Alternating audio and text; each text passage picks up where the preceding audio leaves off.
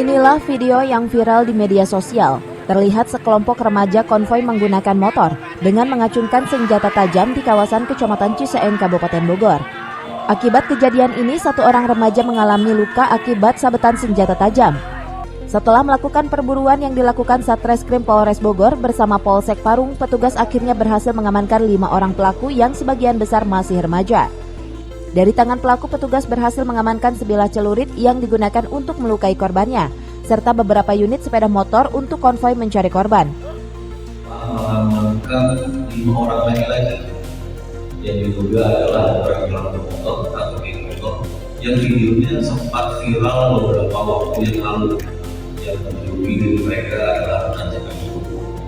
Adapun dari ketiganya ini diamankan adalah saudara NF, saudara AD, saudara RD, saudara NF, saudara NC, dengan korbannya satu orang laki-laki bernama saudara berumur 17 tahun.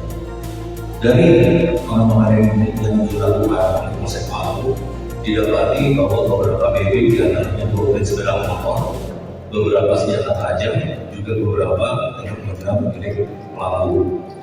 Terhadap 5 orang yang diamankan tersebut dikenakan pasal 170 dengan ancaman 7 tahun pidana rumah penjara. Atas tindakannya ini, kini para pelaku mendekam di jeruji besi Mapolres Bogor dan dijerat pasal 351 tentang penganiayaan dengan ancaman maksimal kurungan 7 tahun penjara. Dari Cibinong, Kabupaten Bogor, Edi Junaidi melaporkan.